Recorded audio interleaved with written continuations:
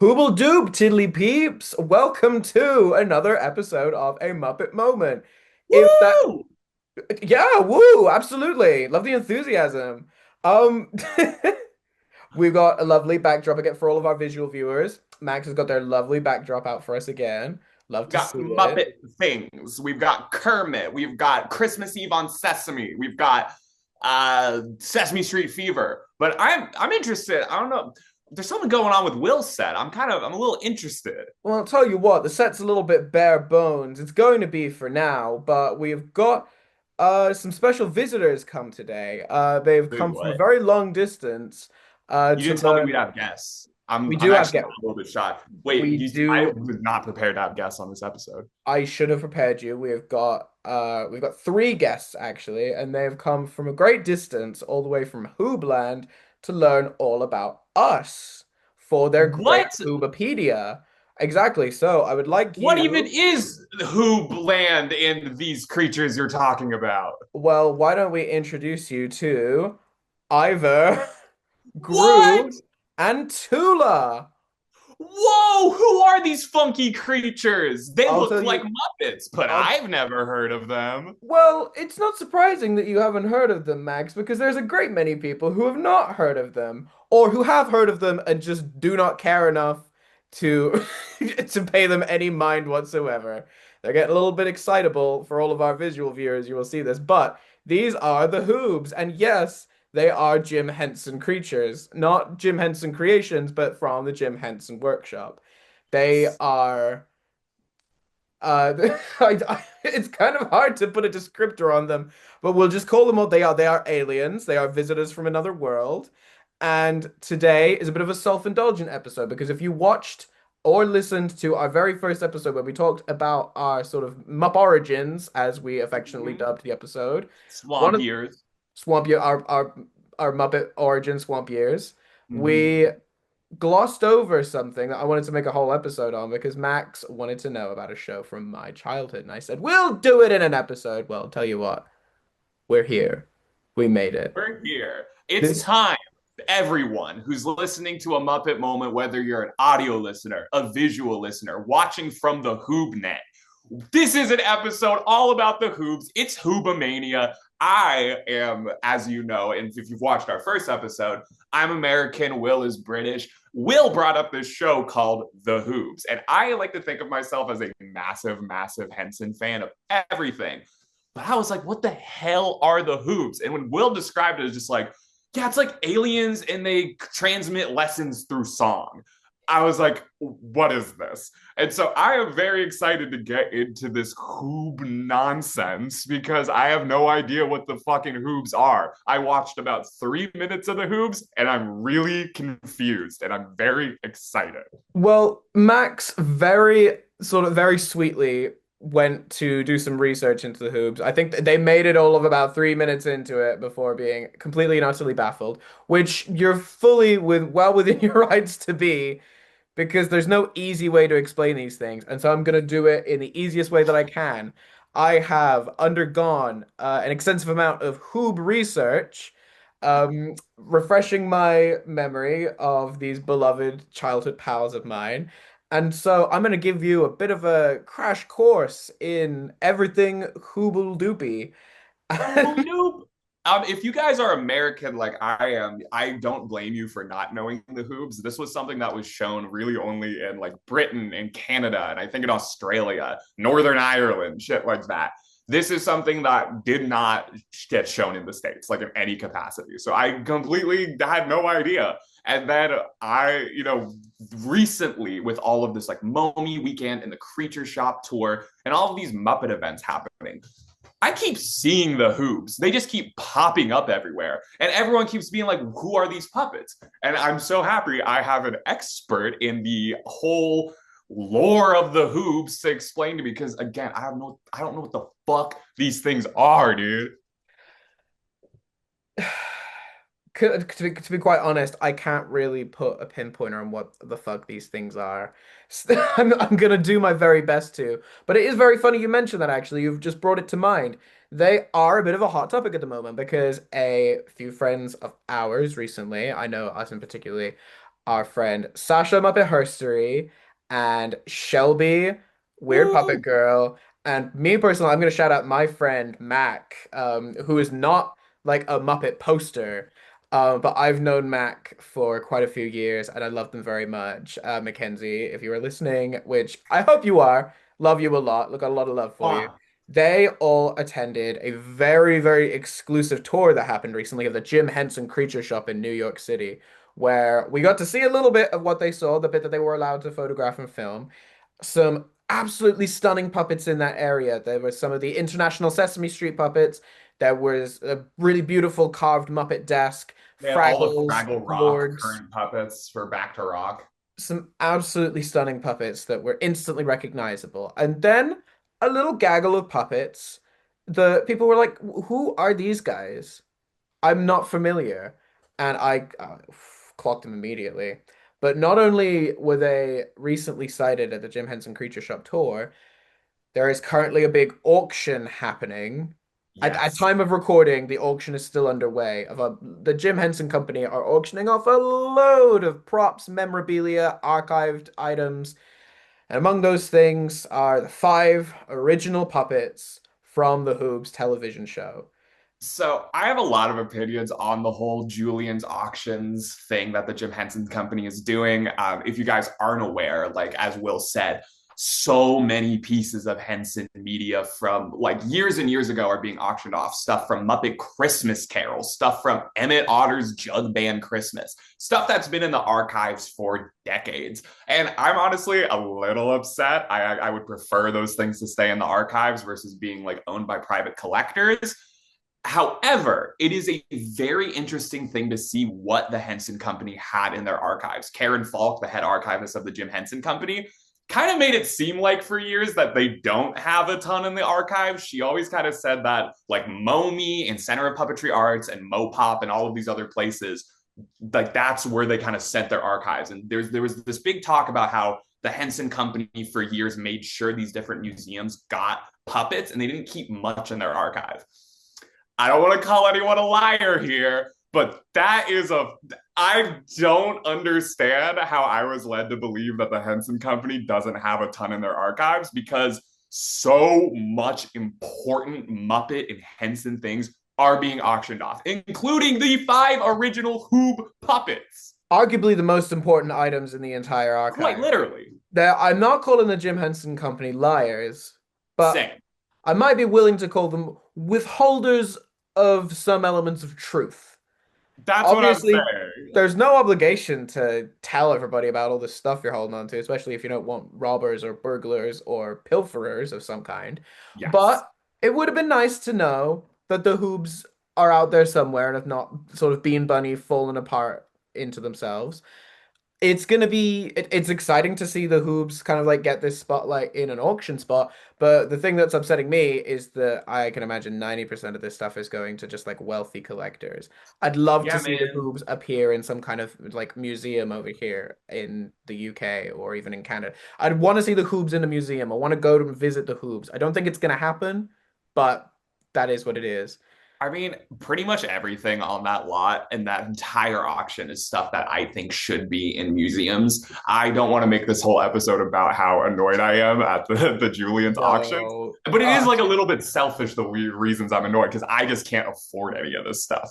We It's like can to know that private collectors who have all this like stupid cash sitting around can just be like, yeah, $20,000 on a Who puppet. Yeah, I'll get that bucket of worms from Wubulous World of Dr. Seuss. Give me that Fozziewig sign. And I'm just here like, if I can get something for $20, I will literally shoot someone if I don't get my Muppet thing for $20.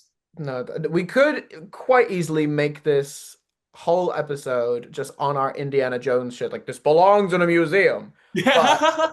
we are here not to despair of the Hoobs' departure from the Jim Henson Company archives.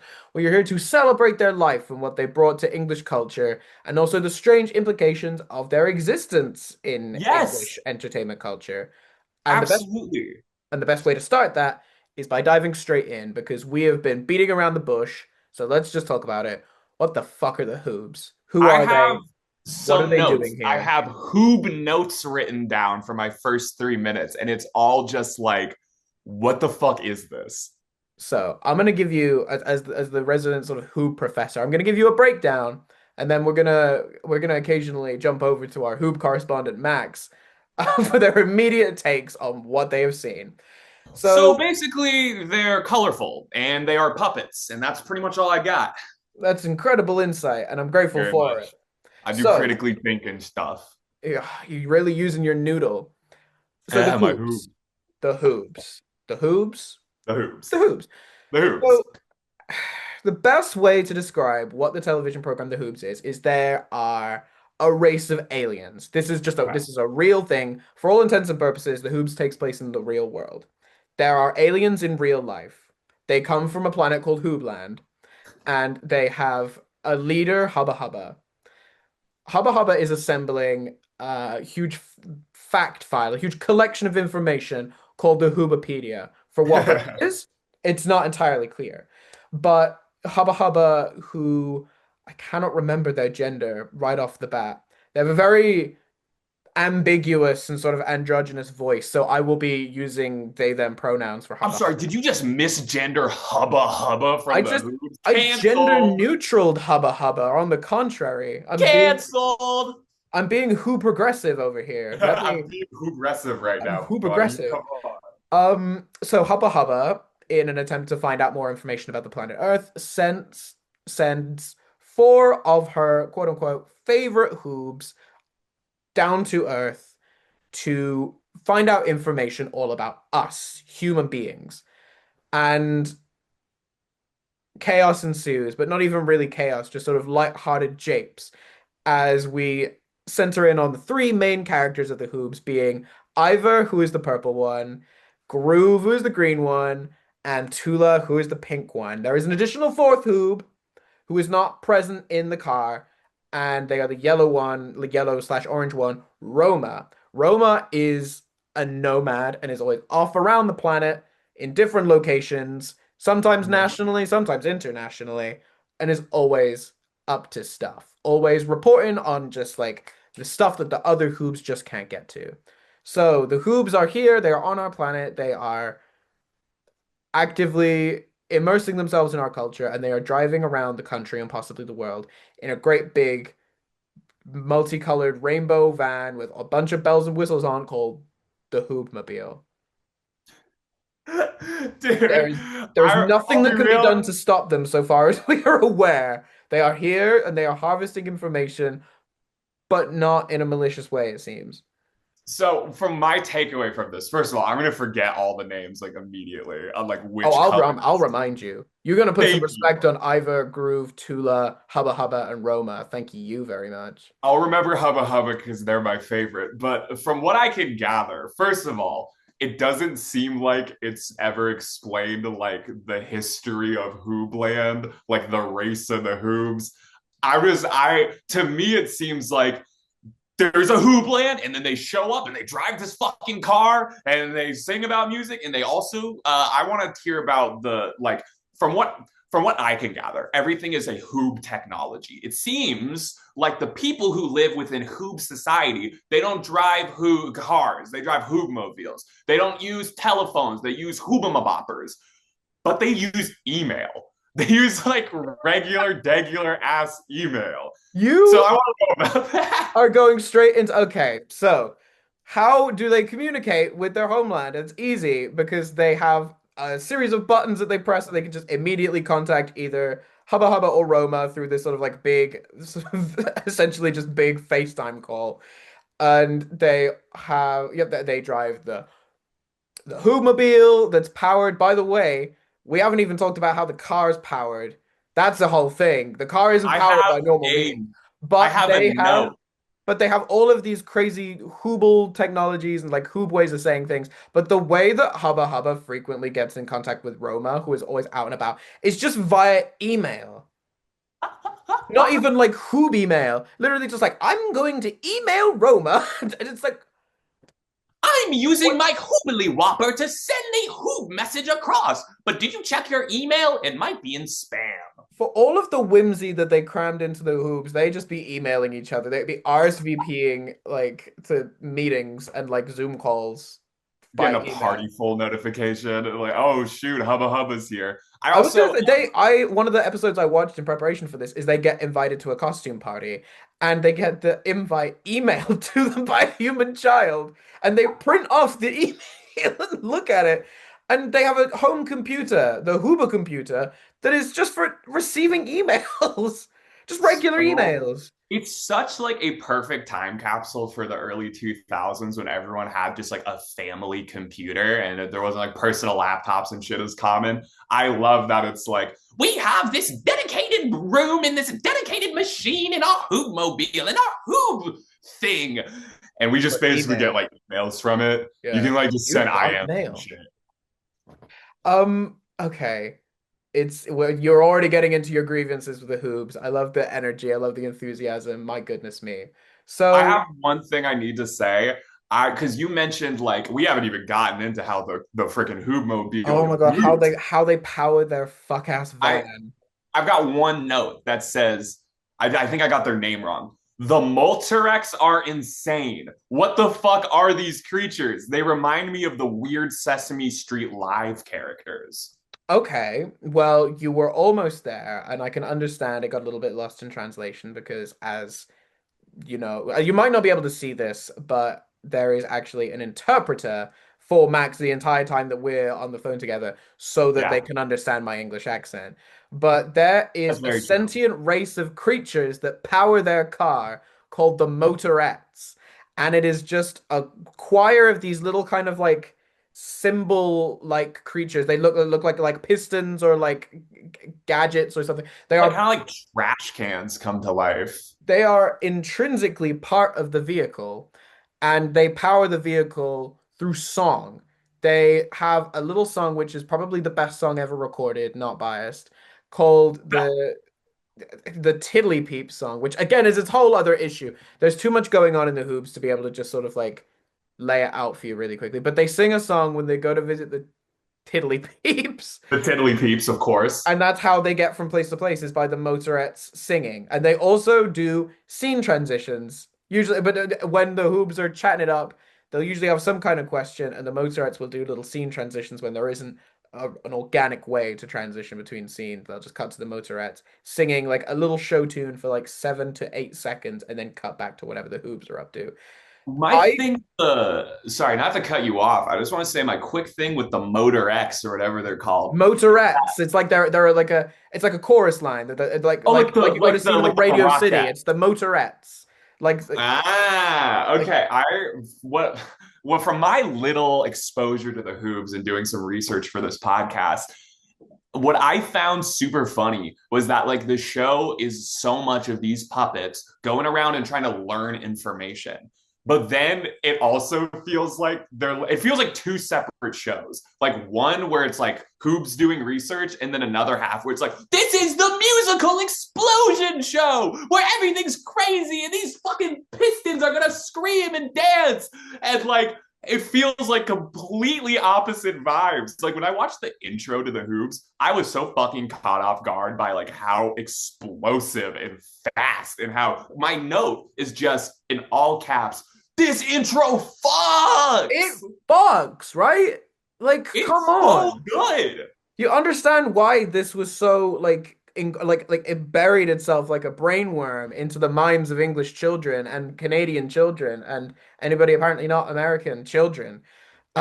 Like the music in this show fucks. They It's have the Motorettes sing. They get their own original songs. They have songs that they do like every episode, like the Tiddlypeep song. But also the Hoobs get their own songs on occasion as well. Like it's a Jim Henson children's educational property. The music fucks. Like dude, I was with it's the baked intro, into I the was formula. It's not negotiable. The music has to fuck. that's pretty much like if a Muppet or Henson related things music is bad, no, No, discard it's that. like you But like failed. Like you shouldn't have the the Jim Henson Creature Shop listed in the credits. You failed the game. Joe Raposo is turning in his grave right now. Like fucking like the thing with the intro that really caught me off was that like I don't know when you hear kind of like British children's programming, my initial thought is like really slow moving, like a fireman Sam, a Thomas the Tank Engine, where it's like this little small romp through the countryside and everything's slow. And the Hoob intro is just like, boom, punch you in the face, man, now it's the Hoobs. We're hoobing and hoobing. It threw me off guard. I watched that at like 4 in the morning last night in my bed, and I felt like I got hit with like a fucking like boom with the wind when I saw it on my phone. Like Hoobs to the face, it hits you. The unfortunate thing about the Hoobs intro is that I got the whole thing memorized. I could literally recite it at the drop of a hat if I was asked to. Can I say one more thing about the intro? Is that there's one line in there that absolutely fucking kills me. It's at the end of the song, they say, the Hoobs are here. So what do you say? Hoobs! Hoobs. Hoobs! What? That's such a funny lyric to me because it's not like the Hoobs are here. What do we say? Like, oh, I can't believe the Hoobs. It's just Hoobs. Hoobs. Yeah, it's emphasis. It's not like what do you say? Like, oh, thank you for coming, Hoobs. Really appreciate you. Nah, fuck that. Hoobs. Hoobs. They're there. Hoobs. You know who the Hoobs are. I And do now. yeah, like it's just hammering it home exactly what you're in for here because the whole intro really just gets the whole premise of the show across in a way that I've been beating around the bush doing this entire time. You know who the Hoobs are. Ivor, Groove, and Tula, they're Hoobs and they're ready to go. Now the wheels are turning. We can keep on learning all the things we want to know. Hubba Hubba's in Hoobland and Roma somewhere far away. The motorettes are singing. They keep the engine spinning. Hoob, hoob, hooray. That's The bars. Hoobmobile is coming your way. The Uh, Hoobs are here. So what do you say? uh, Hoobs! Hoob. Um, I I do. also, quick I will question. perform that at parties, bar and bat mitzvahs, christenings, birthdays, funerals. I will perform the Hoops theme at any of your formal events, anything requested. My question for you is that the intro says that Hubba Hubba is up in Hoobland, but from the episode I watched, Hubba Hubba had interactions with the Tiddly somethings, whatever they're called. There, Really? there was the I watched this. I watched like 3 minutes of an episode, and there's a scene where Hubba Hubba starts playing with like a little train with these like human children, and he's like, "Oh my gosh, chugga chugga, this is wonderful!" And I don't. I will be honest. I was a little drunk when I was watching this. I could not figure out how the hell Hubba Hubba got to Earth because I was like, Hubba Hubba doesn't go to Earth. What No, is Hubba happening? Hubba's not supposed to go to Earth. That's You're what the blindsiding me intro with literally this says now. so. You're blindsiding me with that. I'm supposed to be the Who professor here. What the fuck do you mean Hubba Hubba was on Earth? Dude, I'm not I'm dude, he's fully on Earth, and the other Hoobs are like in the Hoobmobile being like, oh my gosh, Hubba What the Hubba, fuck are you doing here? what are you doing here? And they like You're not find him gonna. on the roof. We're in the same city. You're not gonna call us. Like, dude, Hubba Hubba ends up like on the roof, and they're just like, Hubba Hubba, what are you doing here? And so to me, I thought Hubba Hubba was like always there, like involved on the fucking on the Hoobmobile. There's some No, discrepancies going on in fucking Hoobland, bro. Hubba Hubba's in Hoobla. Hubba Hubba's not supposed to be off Hoobland. They're like the sovereign leader of the planet, The sovereign dictator of Hoobland, the so far as we righteous know. heir. Yeah, we're not given any indication otherwise. We don't know about a Hoob democracy. There's no telling what could be going on with the political structure in Hoobland. I was about That's to a whole say other issue for another episode. the thing about the Hoobs and them not really explaining the intricacies of Hoobland. Like, first of all, I understand this is like a children's television show. I'm not about to fucking do that thing with like when people What? make conspiracy Why is there no lore explanation? Where's the exposition? like with children's media. I get kind of annoyed sometimes when people's analysis is just like it's just like trying to make it adult and dark, and why don't they touch this? Like Cars 911, Cars, whatever. Like, you know what I'm talking about. Oh yeah, well like the implication of like the or the people saying about like cause 2 when it was like, oh, the cause Pope existing implies a like cause Exactly. Spanish Inquisition. It's like Could we not just like watch Mater be a spy and then turn the movie off and put the Hoobs on instead? And like I wanted to, I when I say this nuance to when I'm making jokes and criticism about the Hooves, I want it with that nuance that I'm not just some like angry cartoon fan that's like, yeah, everything's stupid because it's not exactly the way I want it. I I will say the fact that we don't know about like the political system of the Hoobs makes me think that Hubba Hubba is a dictator. It makes me think that the Hoobs themselves do not have free will and they are being sent to Earth not on their own accord. And honestly, I'm getting a little freaked out. I need to know what's going on in Hoobville, Hoobland. Fuck. It's very convenient, isn't it? Because the nature of how an episode's like plot occurs is that they need to generate some new information for Hubba Hubba. They have to have a question that needs to be answered by the end of the episode for them to have achieved their task for the day. And whenever they have that question and they say it out loud, Hubba Hubba immediately calls them and recites the question that they just asked aloud, which means that Hubba Hubba is always listening. This is like Dude, that I means don't know if Hubba you're a Hubba is like Chainsaw Man omniscient. fan, but this there is a panel in Chainsaw Man where with like a character called Kishibe is like holding up a notepad that says Makima is listening, and Makima's the main villain. It's that, but Hubba Hubba is listening. I It's also love educational programming. Like Cyber Chase is an example I want to use. When they get tasks from Mother, it's like, oh, we're saving the world right now. Doing these math lessons and teaching math is saving the world. There's bigger fish to fry here. With the Hoobs, it kind of seems like like well, I just want to know things, and you will do it for me because I'm haba haba. and you want to know them for why? What's the Hoobapedia for? Why are you assembling What information on Earth and Earth's is it? children? Is it for nefarious reasons in terms of like, is Hubba Hubba gonna like get one of the kids to be like, do you know the nuclear codes of your It's like, country? so how do we get rid of this ozone layer I was very wondering, quickly? those cobalt mines that are abandoned, do you think I could fill those with something? It's I think there's a non-zero chance that the end goal of the Hoobs is just full-on invasion, but there's absolutely no way of knowing because they're so silly with it. I think it's like these Hoobs that we know from just what is presented to us are like they're I think it's supposed to be like ambassadors to Earth. So when the Hoobs eventually do take over, we're gonna see some more fucked up evil Hoobs coming in here. You Part know, two of the Hoobs, this part is Hoobs annihilation.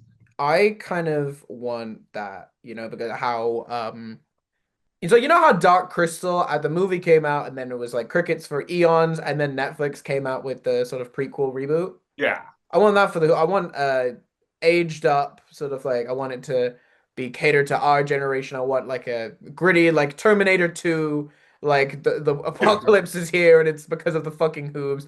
I want a gritty Hoobs reboot and I'd like it as soon as I possible, need please. I need a gritty Hoobs prequel in which we see Hubba Hubba get corrupted. And it's like, It's like that Hunger Games prequel about yes, President Snow. We see Hubba Hubba's like rise to becoming like a tyrant. everyone's like everyone's like, we don't need to go to Earth. We have enough information here in Hoobland. And then Hubba Hubba Hubba, Hubba's like, all the well, other we like can Baltic. always harvest more. How about we go to Earth and harvest the Tiddlypeeps for their knowledge?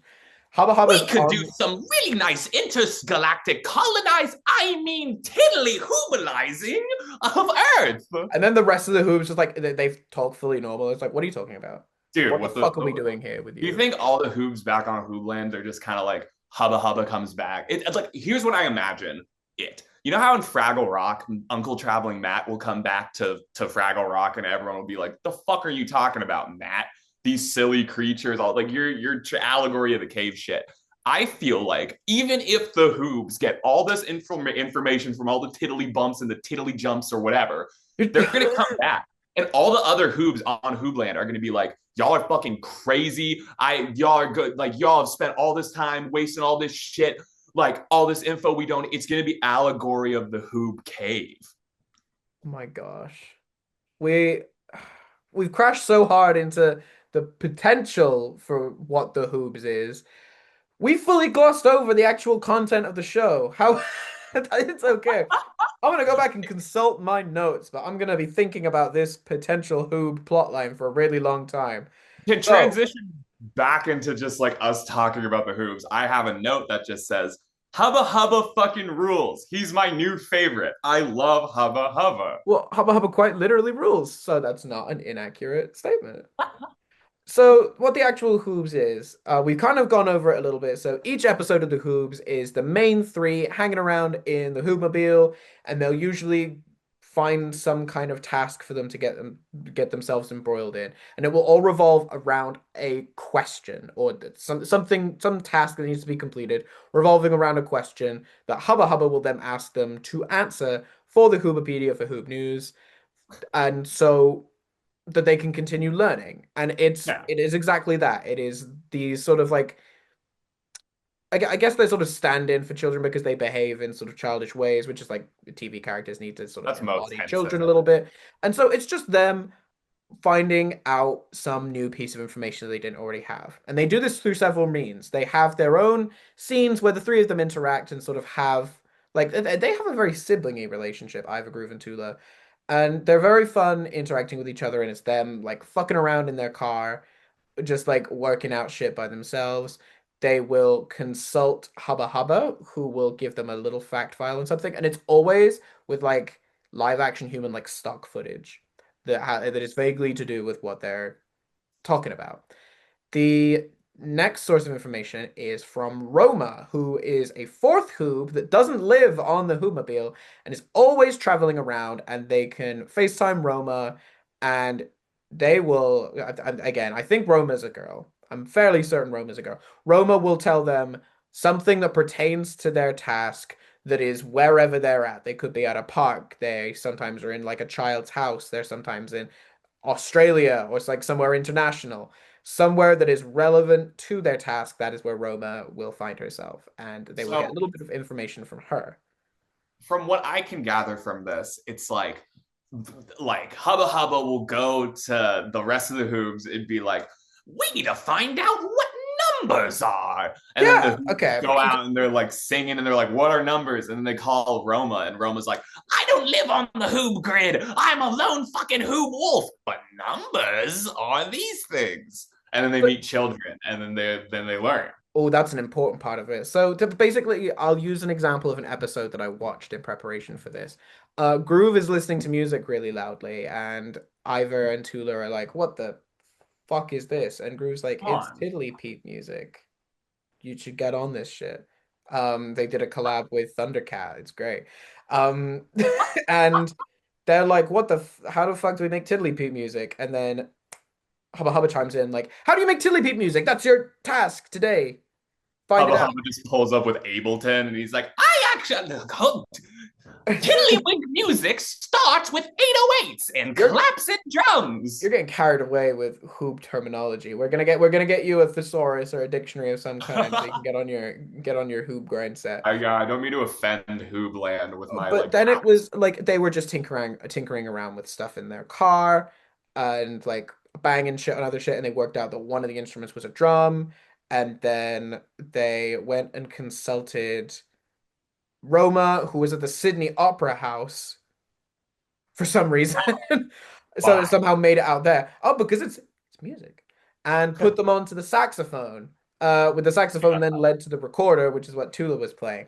But there is a big important component of the Hoobs that is kind of very core to the show, and it is the Tiddlypeeps. We've mentioned it a lot. I will preface again. The Tiddlypeeps are what the Hoobs call human children. Human children to the Hoobs, they are Tiddlypeeps.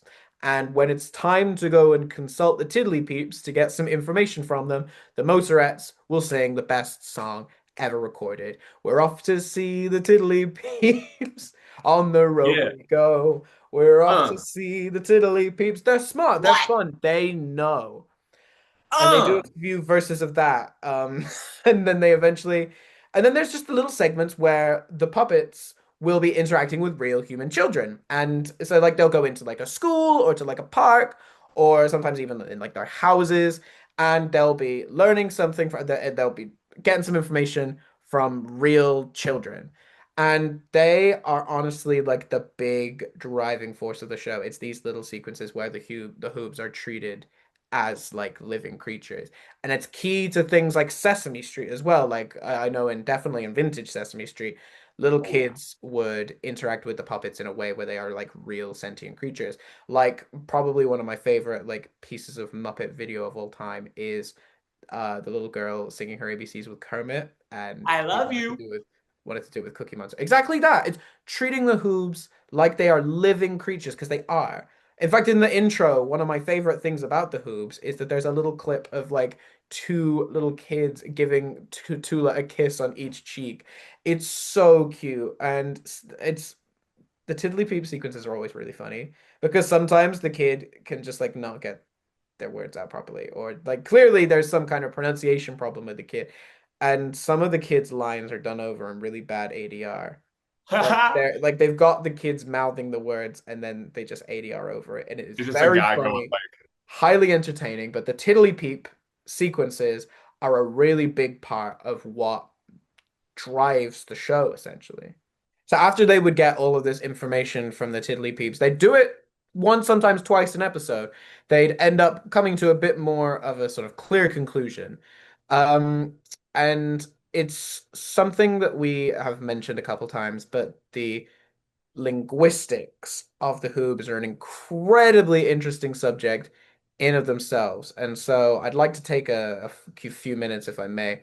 I've made a list here of some of my favorite Hoob language terms that were used in episodes that I watched. I'm just going to run them by you, Max. can I just say Um, one thing real quick is that this is really important to me in terms of just like my education because I never want to be someone who offends anyone. If I ever run into a hoob, I want to make sure my terminology is correct. I want to make sure that I don't offend any of the hoobs.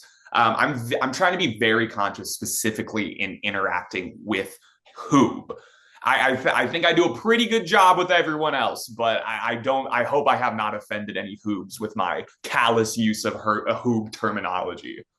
well, we've been getting a lot of texts that you're kind of being a problem in terms of this, but that's what we're doing this podcast for. It's Thank God. actually not in any pursuit of interest of the Hoobs on my No. part at all. This is actually sensitivity training so that we can get Max's Hoob sensitivity sorted out, get the pronunciation and like understand the slang and the language. Because So, basically, like the HR department called us up and was like, "Yo, Max, like we're the numbers on like Hoobs that are messaging us through the HoobNet and email about how offensive you're being.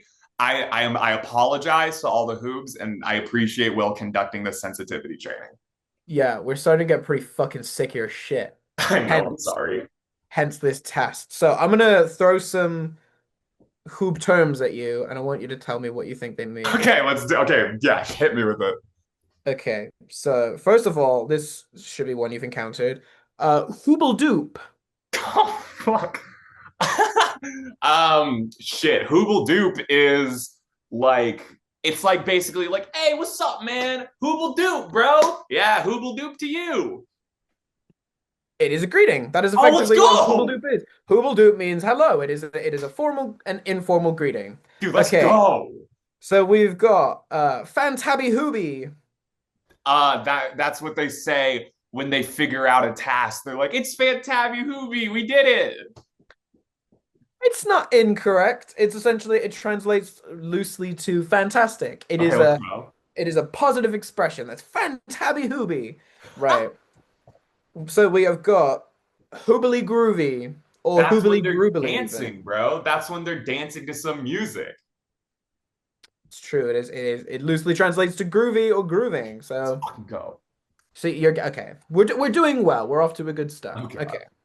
Next we got Tiddlypeep.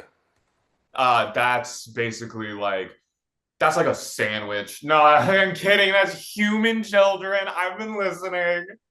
Good. Because you were pretty fucking close there. We were pretty Thin fucking close to fucking failing ice, you. brother. 6 points on your license. Okay, now what about just peep? What That's is a a peep? that's an adult human.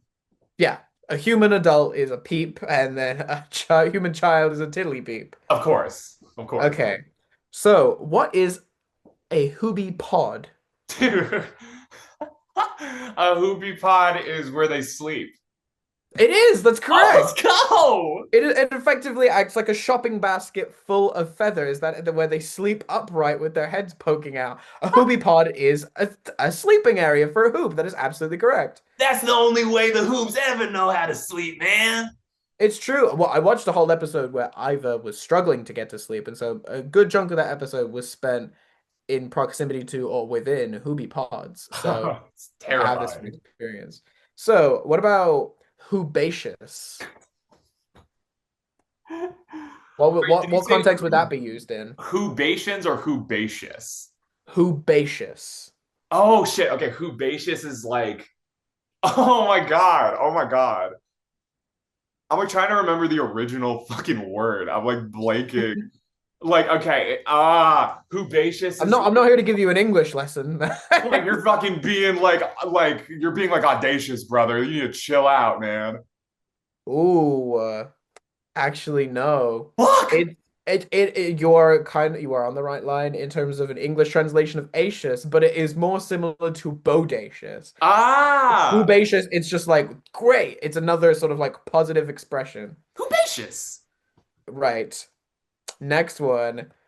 In what context would you say Hooble Toodle Doo?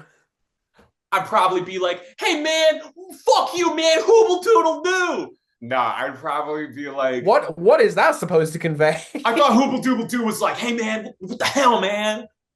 I think Oh, so you think it's like an expletive? hooble dooble doo is like it's either a Hooble Toodle positive like Doo. hooble dooble doo or it's like hooble dooble doo, bruh. It is Hooble Toodle Doo. Very Fuck. important distinction. Hooble Toodle Doo.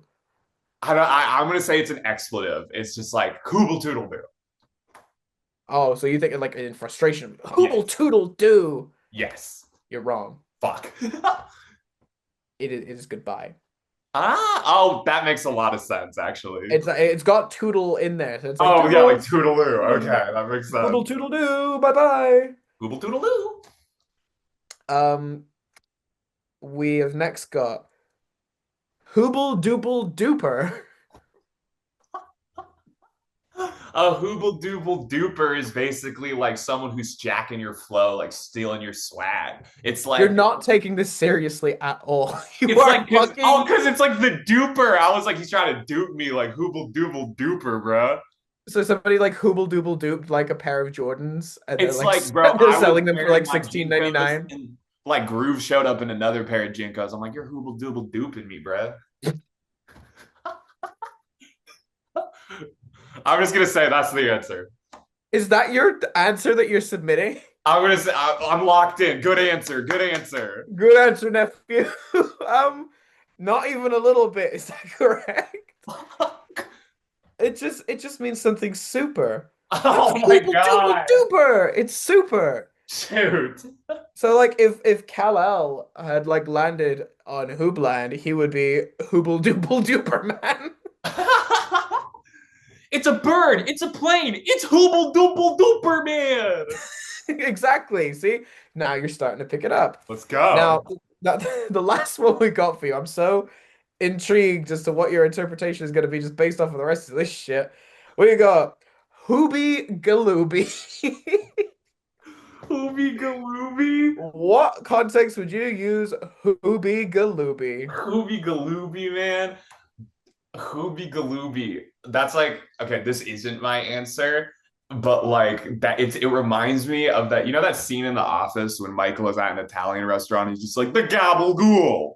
And it's like, give me the hoobity doopy, eh? I want some fucking hoobly doobly doopy, eh? That's Is not that my you answer. insinuating? Are you insinuating that Hooby Galooby is a food item? Oh, it's hoobie galoopy. I think it's I'm Well, oh why does that make any difference? like that changes You're saying everything. that like that makes any more linguistic sense than whatever you heard before. Hoobly Hooby doopy. Galooby. What context would you say Hooby Galooby? Hoobie galoopy is basically like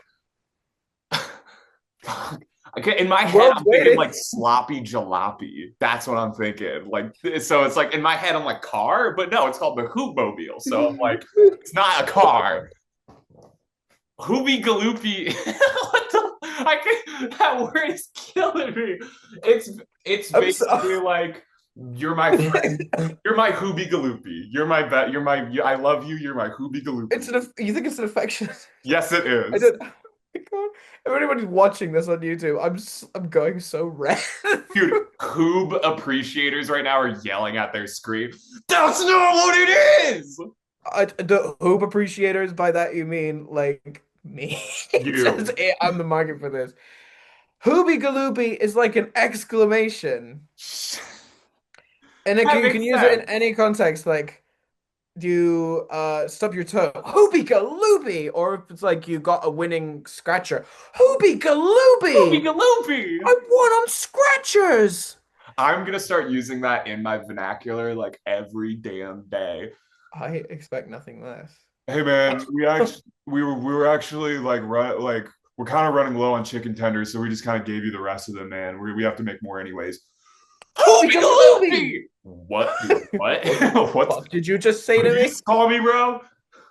Oh my goodness. Okay, well, thank you, Max, for participating in that sort of Hoob language test. That's Thank you, man. wow, what a special time in our life. I feel like my knowledge on Hoob terminology will carry me greatly in my social interactions in terms of meeting other Hoobs, meeting people who might have grown up in Hoobland. It's kind of like one of those things. It's like when you like in high school, middle school, and on the West Coast, you learn Spanish. Hmm. I think now in my adulthood, it's like I gotta learn Hoobanology Yeah, so like I don't mess up these Hoob vernacular. interactions. Well, I, for one, am pretty proud of the journey that you've come on from Thank your you. sort of slightly bigoted worldview of Hoobs Yeah, man, to I becoming a lot think more so. this. It is the spirit of Jim Henson's sort of work that he put out into the world. It's about cultural appreciation. It's about understanding of other cultures, and I'm very grateful that you've done that Yeah, for Hoobkind. I'm glad It's that I can get a signature on my sensitivity training sheet, and so everyone knows I did complete it, and that's what done that matters. right now. Completing it is what matters. Oh my It's God! So you thank got you. your signature on it. There you go. Psych. Updates. I again very appreciative of this Hoob terminology lesson.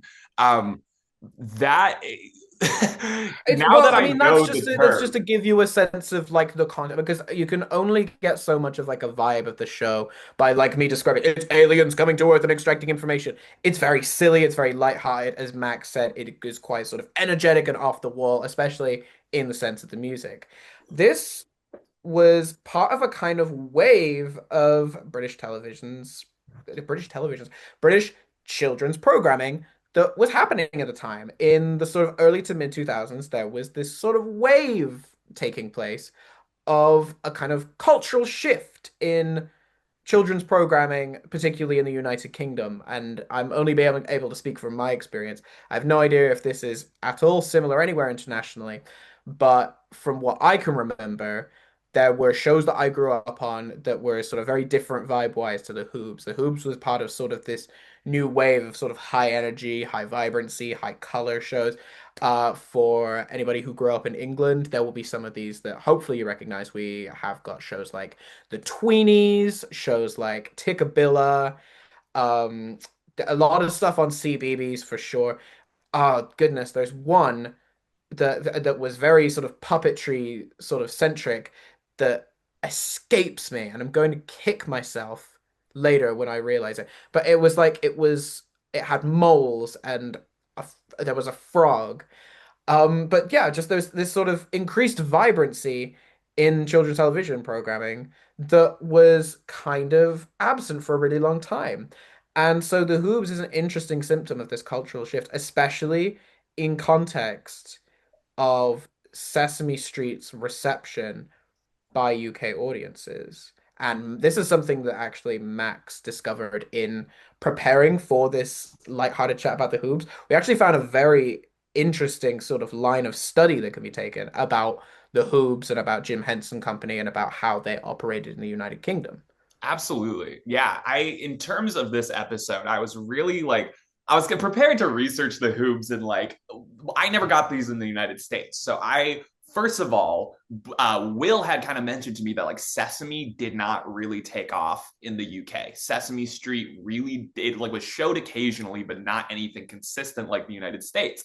And so I, in my Hoob research, was like, okay, I want to know why Sesame Street isn't on the UK televisions, but the Hoobs are. And what it did was it ended up shoving me down this really deep rabbit hole on the politics of British programming, the kind of expectations that the British government, ITV, BBC, and all of these like institutions of British media, their kind of through line from Sesame Street to the Hoobs is super interesting to me, and it says a lot on like the priorities of British programming, the kind of esteem they've held themselves to in terms of children's programming. A point I really do want to make is that Sesame Street was genuinely like the first attempt in the United States to have like high quality children's programming.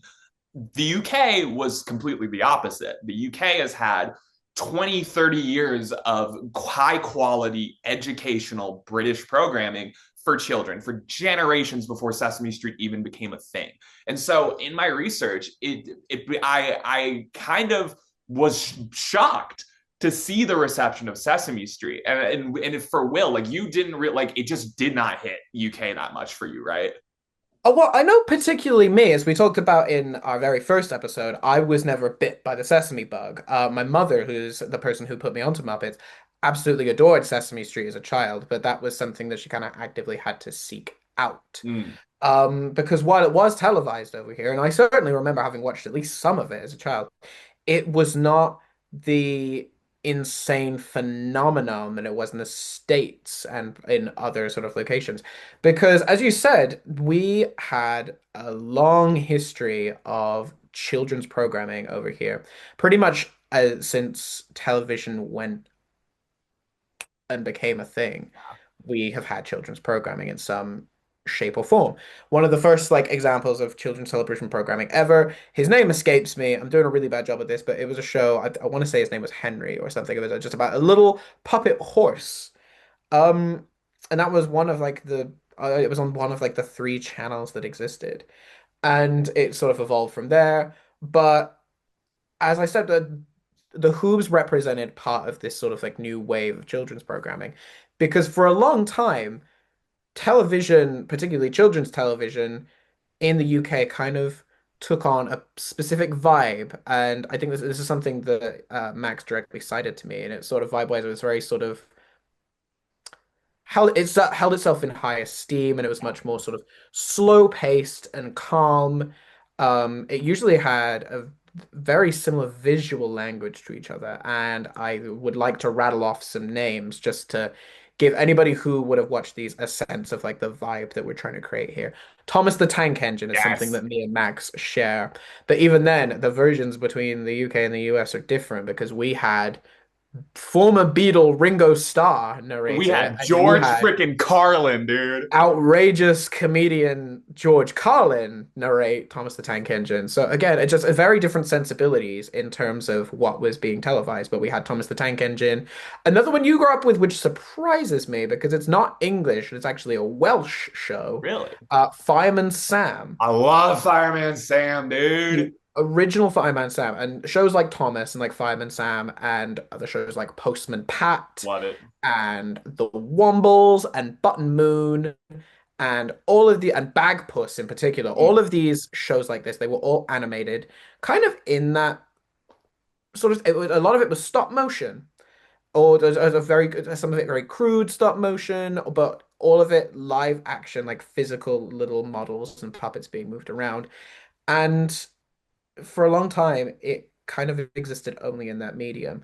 Where something like Sesame Street was a lot more colorful, a lot more vibrant, and kind of encouraged interaction with the programming a lot more, was polarizing to UK audiences. I think it's fair to say. Yeah, I want to. So, in terms of like this episode talking about the Hoobs, it really got me like on my Sesame kick and learning like the Hoobs came out in 2001 after this long period of British programming not showing Sesame Street. And I got like really interested on like why did Sesame Street not take off in the UK? And so from my research, what I can kind of like surmise from this is that in 19 so in 1971 I'm trying to figure out who. Yes, there was a report in 1971 um it's called The Reactions to Sesame Street in Britain. It was commissioned by ITA in association with the National Council for Educational Technology and three ITV companies. Basically, what it was is that they got like 400 educators in across the UK to watch Sesame Street. They like showed all of the available episodes that were out at the time, to kind of just like form an opinion on whether or not they should show it on British television. And from what I can gather, British educators absolutely abhorred Sesame Street. Like British educators thought it was like the worst show that they've ever seen. They thought it was very charming, they thought it was very cute, but they saw the educational practices as completely out of whack, and they viewed Sesame Street as this like indoctrination to like American authoritarianism. It was very much this like they treated this show, British educators at the time, and on the one hand they said that it like would not work in the way of educating British children, but the quote I found is that they said this sounds like indoctrination and a dangerous extension of the use of television. um, and that was kind of the basis of how ITV, BBC, and the rest of British television went about Sesame, because you had this report from all these educators saying how much they abhorred Sesame Street. And I relate this back to what we were just talking about with like slow British programming and this like esteem that British programming had at the time. So what I can gather is that Britain had already 3 decades of quality British programming. When Sesame Street came to the UK, people were immediately opposed to it. Not like I brought up this whole thing with the educators, but parents across the board loved it. Children across the board loved it. It was just like, from what I could gather, to me, why Sesame Street was not successful was because, and I'm sorry, like a British elitism, like where they pretty much had high quality children's shows for decades, saw Sesame Street come in with all these like new ideas and specifically marketing this show towards disenfranchised Black and brown children in the US. British educators and British television executives they looked down on it. They pretty much turned their nose up at Sesame, being like, we have a long history of education, and these fucking Americans want to come in and do all this shit with puppets and do all this inner city stuff. And a point that British officials made was like, this show, Sesame Street, is so specifically made for disenfranchised minority children in America, it would never work here in the UK, which makes me so angry, because I know for a fact that disenfranchisement towards minority children in terms of educational accessibility is not a uniquely American problem. And for the British government, ITV, BBC, and all of these people to look down on Sesame Street because it was focused on Black and brown children, and they were like, that's not a British problem, we don't have anything to do with that, I find it a little bit insulting. I'm going to be quite honest. I think it's like this really revolutionary thing for specifically made for Black and brown children. And then it tried to go to the UK and they were like, we don't need to do this representation shit. We already have Fireman Sam, buddy. All right. And like, It, Joan Gans Cooney really did push back on this. So there was a show coming out at the time called The Magic Roundabout. And Joan Gans the Cooney Magic pretty much like, Roundabout. What a dude, show. she was like, okay, British programming, like they hold themselves to this high standard, but then they still show the Magic Roundabout. Like, and then when she said that, British programming had this like weird shift where they stopped really showing Magic Roundabout and they really started pushing for more educational things. And what I can gather is that while educators and British officials abhorred Sesame Street because of this kind of like elitist looking down on it kind of thing, they also got really like insecure about British programming and how they felt like Joan Gans Cooney and American educators were like, actually our thing's way better. Your thing is slop. And they were basically just calling each other things slop. And that's it, like British officials basically just like beefed with Sesame Street and they all started calling each other's things slop. But it did push British programming to be more educational. And it also pushed Sesame Street to realize that like international programming and international versions of Sesame Street is probably a better use of their time to do it in countries that have like like countries in conflict, countries experiencing like mass famine and shit like that. And Sesame kind of realized like we can wait to do a British production. Sorry, I went on this whole rant, but I'm just like so intrigued by Sesame Street's lack of programming within the UK because of these like elitist reasons.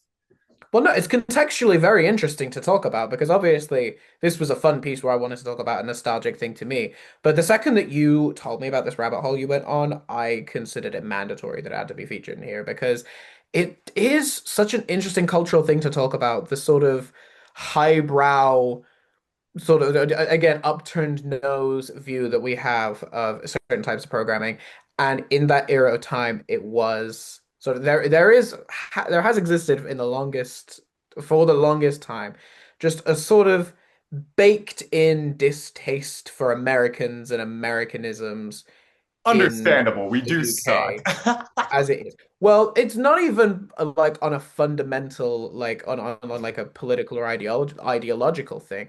It is just a commonly held view over here that Americans are lesser and lesser intelligent. Oh, these bloody Yanks. And I'm making sweeping generalizations here, but sometimes sweeping generalizations hold truth. And I feel like in the way that sort of British culture largely operates, sometimes puzzle pieces fit together in ways that you absolutely would expect them to. And what you brought up about Sesame Street and the fact that it exists for disenfranchised black and brown children and minority children, and the UK deciding oh, it's not a necessity for us. Historically, specifically England, this isn't really. I don't want to sort of like I don't want to rope Wales and Scotland and Northern Ireland as well problems. England in particular has a big culture and a big history about refusing to feel shame for our history, even in moments where we probably really should have. And so England has just this kind of attitude of like, we don't need to feel ashamed of who we are or the way that we have been, that a large part of that led to neglect of like the immigrant population and of like uh lesser sort of financially stable households and like the families and the households and the environments that need educational programming like Sesame Street, like the work that Sesame Street has always tried to do. We talk about particularly the 70s and 80s. Margaret Thatcher ran a staunchly conservative political campaign as prime minister Yup. in which she like one of the big things that people hold a bad taste in their mouth from Margaret Thatcher for is the fact that she cut a lot of funding for free milk in primary schools. Insane. Um, and so, and either when I went to primary school, you had to pay for milk to be delivered during break time, and that was a residual Thatcherite policy. God damn So it. there was just a distaste for the disenfranchised and the disadvantaged that would have made sense for British government officials to have a distaste, almost like it seems like Sesame Street existing is an affront to British values, but it also is just even if we're ignoring all of that speculation, which it is purely speculation, however, I'm just acting off of patterns. Um, Vibe-wise, it's very different in the way that British entertainment has functioned for a long time. We've got like a bit like Bill and Ben, the Flower Pot Man, and shows like Button Moon and things like that. It's all very slow paced, like the Wombles, just sort of like little stop motion little models and creatures, and Bagpuss in particular. That's a slow one, but I do hold a lot of love in my heart for Bagpuss. And like I don't dislike any of these shows that we brought up. They're just very different from this sort of cultural shift that happened in the 2000s. Yeah. Um, I think and yeah, it, like what this cultural shift we're talking about, I definitely was a little frustrated in my research and seeing the reasons in which they did not like Sesame Street. I mean, obviously a big reason was that like lack of attention towards immigrant populations and shit like that. But it was also like they looked down on Sesame Street because it was like this colorful, they called it fast paced, which is insane to me because those original Sesame Street episodes are long as hell and slow. And they basically were like this thing is slop. Like this thing is not what education is about. this super fast paced in your face thing. And then like they make this whole like grandstand about how we're not doing Sesame Street because it's this big in your face fast show. And then to replace Sesame, they do the Hoobs, which is the most like balls to the walls, crazy, loud, in your face show ever. So to me, I'm like, you're not going to run Sesame Street because it's too loud and in your face, and you're going to replace it with the quite literal, like, fucking manifestation of that. Come on. It's interesting when comparing the Hoops to Sesame Street, because this is a tangent that I went on as well. Sometimes it's a necessity for shows like Sesame Street when it's shown in the UK, to undergo particular changes that I'm not sure would have worked for Sesame Street. This is something that I was telling a few friends literally earlier today. There are a lot of popular children's educational television shows, a lot of cartoons of this variety that were very popular in the US, but they were equally popular in the UK, but with a fundamental change. A lot of these shows were redubbed over with English voice actors, not English speaking, English accent wise. The ones that I can name right off the top of my head are Backyardigans, Little Really? Einsteins, and Wonder Pets were What? all shows that Really? I did not know that. I did not discover until late into my like teens and early 20s that Wonder Pets and Backyardigans were not English shows. It was when Backyardigans TikTok audio started to become really popular. And I'm like, that's not what Pablo sounds like. Why is Pablo American? And it turns out that Pablo was always American, but we just had a dub of Pablo. And I ended up finding out why after this article came out a few years ago of American parents becoming increasingly worried that their children were developing Australian accent. Bluey. Is because they weren't parenting their kids and they were putting them in front of Bluey and Bluey was raising them. And in like they did a study in those formative years, in those early years, the reason that you have an accent is based off of what patterns of speech and of it's what you pick up when you're very, very young. That's the accent you assimilate. So it's not genetic if you have like an accent that when you if you sound like the north of from you it's like you're from the north of England. If you were raised in the north of England and you grew up hearing like a Scouse accent, that's the accent you're gonna grow up with. I'm from Um, Liverpool. I'm from fucking Liverpool. But no, I have oh, a, after this podcast, I got some Liverpool shit to talk to you about, but we'll we get got some Liverpudlian shit to get into. We'll get into that. But yeah, so it is accent assimilation. So these shows that were intended for children of a very young audience needed to be dubbed in English so they would develop English accents. And it's stuff like Sesame Street. They might have erred on the side of caution because they don't want a kid to grow up and sound like Frank Oz, perchance. See, I will Um, say a point that was made by British educators that I understand was that exactly it was that children, while they were entertained and they were learning from like the emotional education aspects, they were learning from the like arithmetic aspects of Sesame Street. They found that British children had a very hard time understanding the teaching of phonics. So, like, upper and lowercase letters, how to pronounce certain letters and words because it was American accents. And so, because of that, in the limited running of Sesame Street in the UK, I found this out recently, sometimes they would dub the Sesame Street characters with British accents because, hmm. and like, to me, that is not like like this elitism looking down. I think that like is totally fair to No, like, it's got a practical purpose. That's one of like the things where I'm like, oh yeah, this isn't like a high horse change. It's like it's got a function. that makes an incredible amount of sense for like children's educational programming. I will say that point is 100% valid. But it did feel with Sesame Street, it felt like a J.K. Rowling fucking Philosopher's Stone, Sorcerer's Stone shit, where it's like, yeah, these Americans are too dumb to understand the word philosopher. So it's like, yeah, these fucking Americans, they're too dumb to understand Fireman Sam. Keep their fucking sesame. And like, I guess like what really Damn, that frustrates is scathing. Damn, you really went for the philosopher's stone. That confused me for such a long time as to why Americans were calling it the Sorcerer's Stone. because we're too fucking Not that we're stupid for doing a them. promo for fuck ass Harry Potter on here. It's like, oh yeah, I want to be clear. Fuck JK, whatever. Fuck them. Fuck Um, Joanne. Fuck Anyways, that's the kind Joanne. of podcast we're running here. That's exactly Um, it. Just fuck Joanne. But besides that, um, like the point I really do want to make in terms of like my frustrations with Sesame Street not airing in the UK, it's what I talked about before about like discrimination against minority children being like a uniquely American thing in the eyes of like the British officials. And an article I read that was really great from it was from the Independent UK from the pandemic time. So the statistics are going to be a little off compared to now, but this is what it said. It says at the time of this article, 30% of children within the UK are living in poverty. And as the pandemic continues, that number is likely to increase. 46% of these children are part of an ethnic minority group.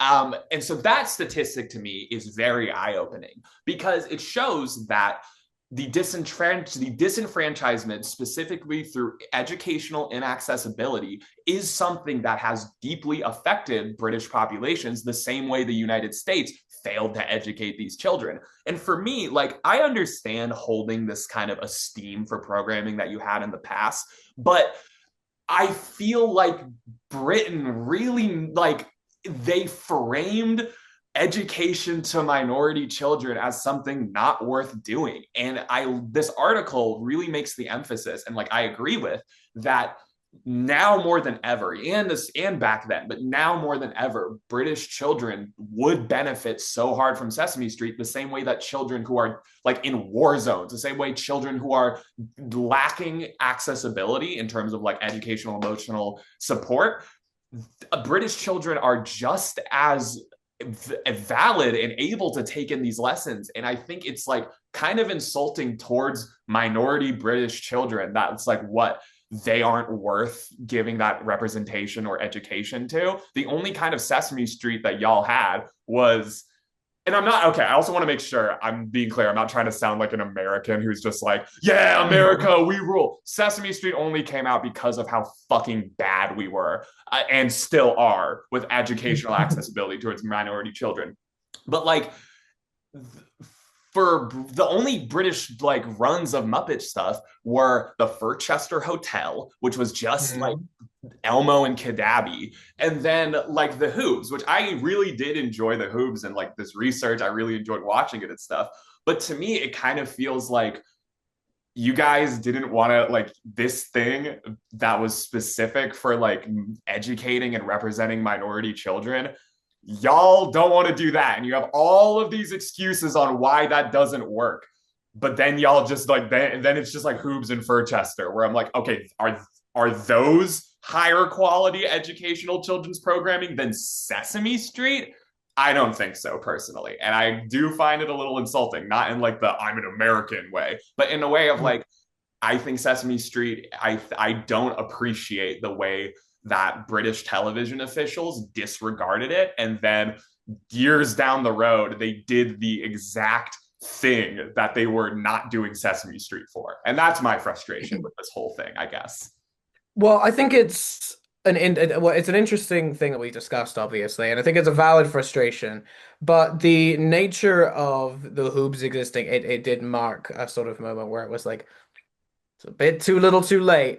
But the Hoobs existing in the capacity that they did is a net positive. Agreed. I feel this way for a number of reasons, specifically about the content of the Hoobs, because while I think it is lacking in some areas that Sesame Street may succeed in, areas I think specifically about emotional intelligence, because the Hoobs is a lot about sort of practical knowledge. It's about learning about the world around them and about like numbers, letters, not as much fundamentals though as Sesame Street. I feel like as fun as the Hoobs and as vibrant as the Hoobs is and as engaging and endearing as the characters are, I feel like there's just an ever so slight amount of heart that is not it's not like a cold and desolate and unpleasant show to watch, but there is just a warmth and a soul to Sesame Street that is just not as highlighted in the Hoops.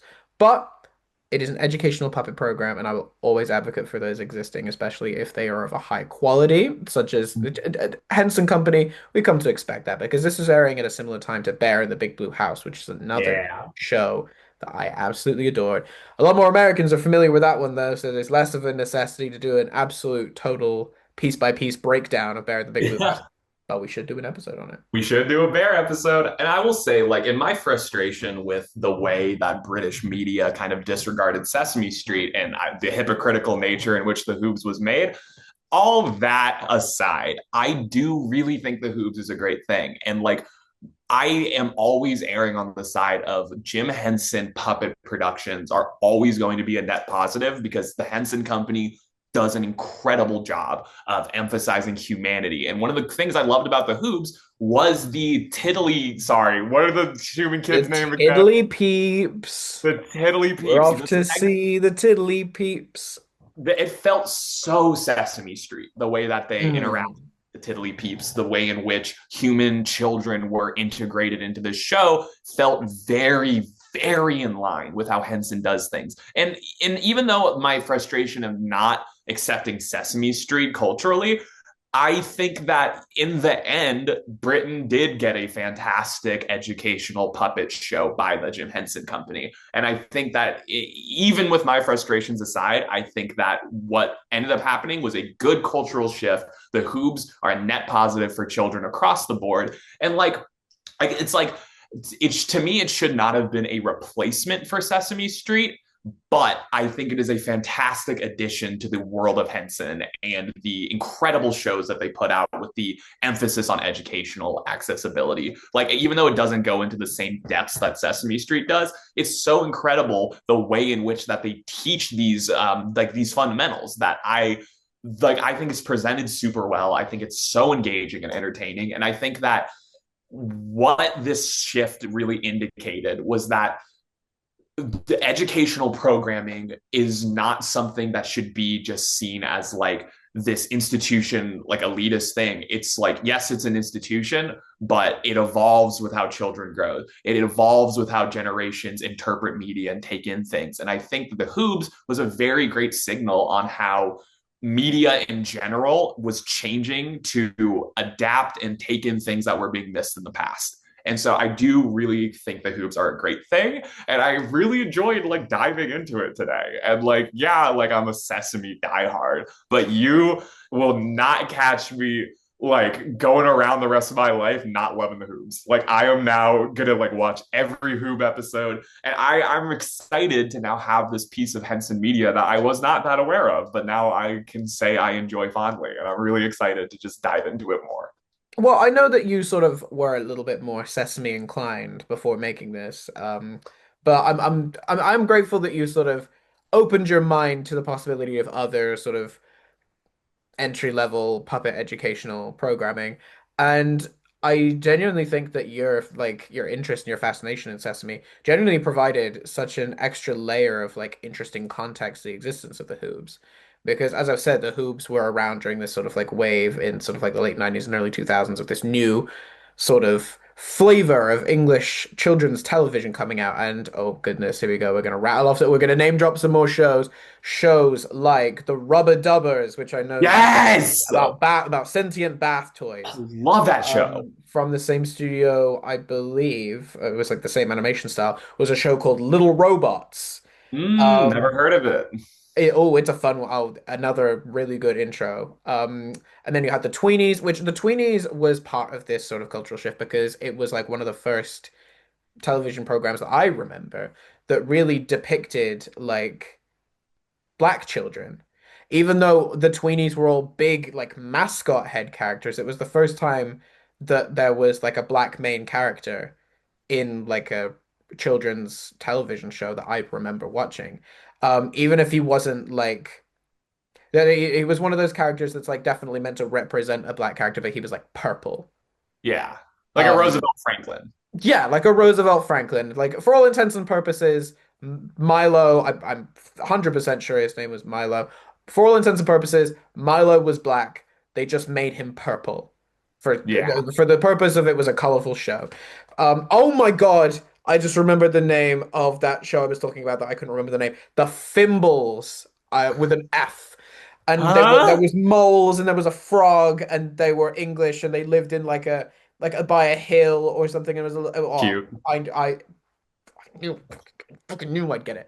But it was just this era of television programming where things were starting to become a bit more colorful, a bit more vibrant, slightly sort of like more interesting story-wise. But the Hoobs were kind of like sticking to their guns of what the Henson Company have always stood for, just going about it in a different way at a different point in time, which means that maybe a sort of generation or two of children didn't have the access to Sesame Street that they maybe probably could have done with.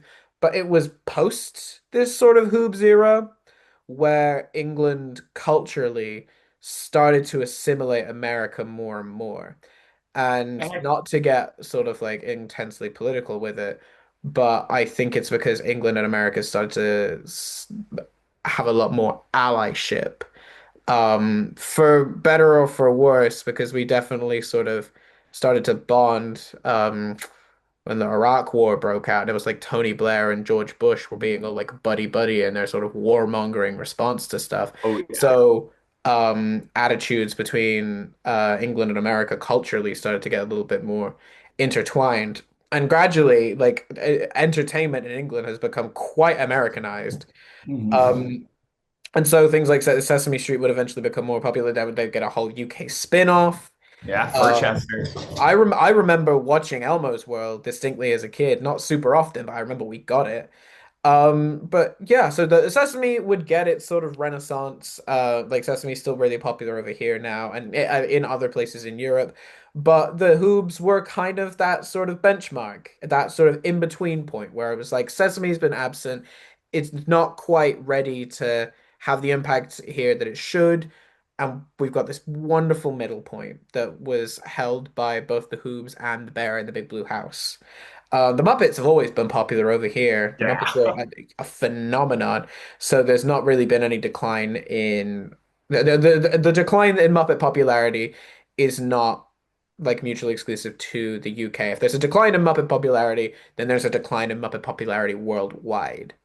I Um, think that it's really interesting to me that Sesame Street was not successful in the UK, but Muppet Show 100% absolutely was a massive smash hit before the United States got Muppet Show. And to me, it definitely is really interesting to me that Sesame Street was panned, but Muppet Show was accepted. And at that point, yes. But the other thing I want to touch on is that I really like the way you kind of phrase it of this like middle period, this kind of like precipice in terms of like the culture shift of British television. And yes, a lot of it came from like the rise of American and British conservatism that like we have experienced in both of our countries in fucking spades. But I also think that like in terms of how capitalism has manifested itself, are these countries who emphasize big business and emphasize like America and Britain ended up becoming very similar culturally in the way that we were exploiting people, the way that we were going about wars. We were kind of becoming like buddy buddy and all that shit. And that meant that like American media and British media became more intertwined. Like I remember I went to Britain in the like in 2016 after Trump got elected.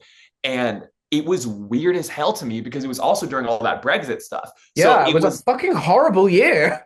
What a yeah, it's horrible like year.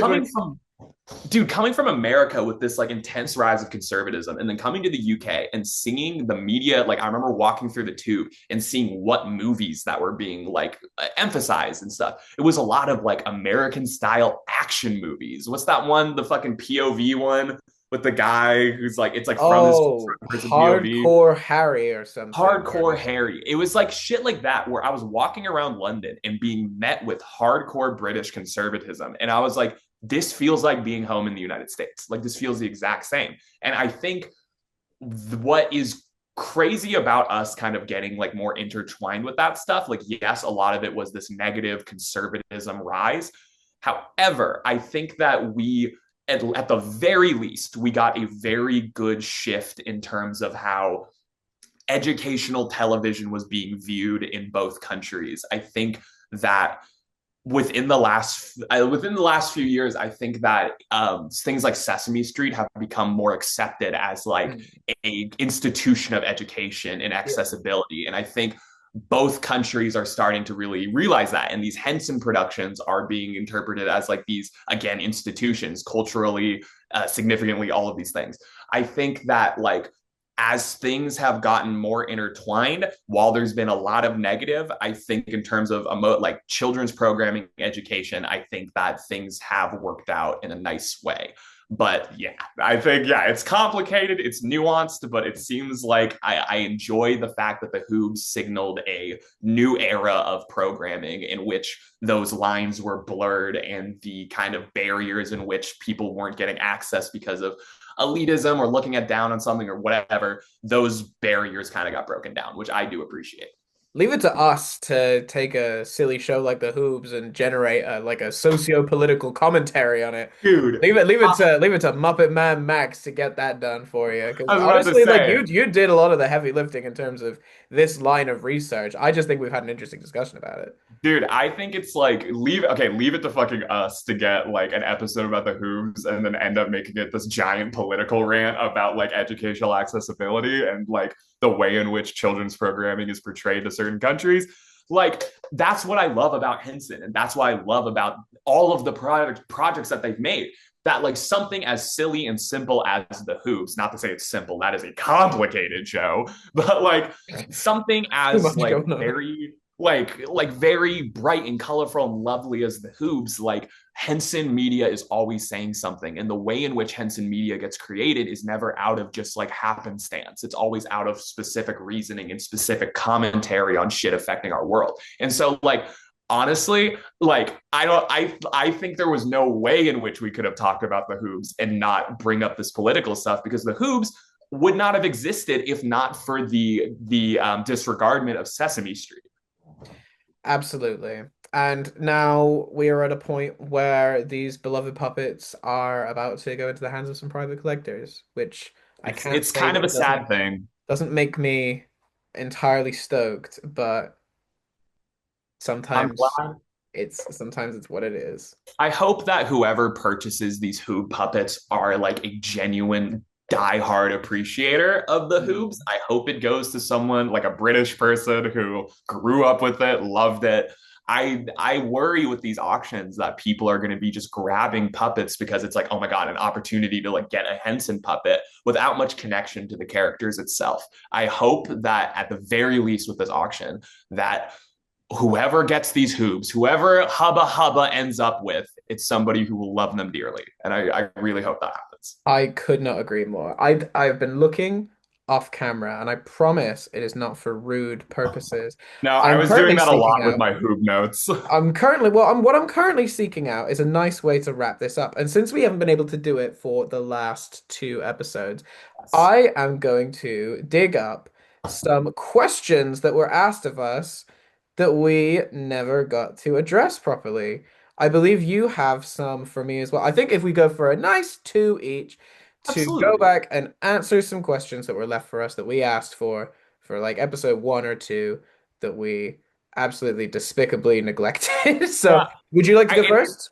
Yeah, I mean, it's a nice idea to do questions at the end to like engage the community, engage all these Muppet people. We want to be able to do that. Sometimes we run out of time in these episodes, but we do want to make this a more consistent Yeah. engagement thing with the community. We were just But aware that Momi and Haunted Mansion kind of ran on a little bit too long and we didn't want to bog it down with questions. But this one is a nice brief one, touch wood. yeah, nice little breeze through the Hoobamania. So So I'll let you I take on first question. Yeah, okay. Let me see here. I have a few left over from the last time that we did this prompt. I'm gonna start with this question from My Heart is a Muppet, Sophie, who we met in Sophie. freaking New York. A lovely person. Their mom was also super cool. They had an awesome Janice and animal costume. Mm. Super cool. They were lovely people to interact with. Oh, the And singer too.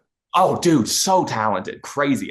Sophie asked us, do you guys have a favorite Fraggle Rock song? That's tough. That's really Well, tough. you're gonna be upset with me because you know that I haven't watched very much Fraggle Rock. Yeah. Do you still have a favorite, even if we haven't I do, and it's a cheap dived into shot. the It's an rock? incredibly cheap shot. Um, oh, okay. I believe it's called "Let Me Be Your Song." Cantus Oh, Fraggle. yes. Fuck me, Cantus Fraggle. You are so strange and peculiar. I Cantus playing that love your musical pipe. stylings, though. You and your little pack of traveling bards. Mm. Obsessed with you. Beautiful I song, hauntingly beautiful. I stand firm on the fact that not only was Jim Henson an incredible performer, but one of the things that I don't think he gets enough recognition for is how beautiful he is musically. Like he's not like a traditionally like incredible singer in that he doesn't have like the pipes for it or anything, but yeah. there's just such an earnestness in the way that he performs musically, like as Kermit and as Ralph and as Ernie. There is a vulnerability and just a complete earnestness in the way that he performs music that really is beautiful for me. And Cantus Fraggle is another example of that, and that's why I love that song.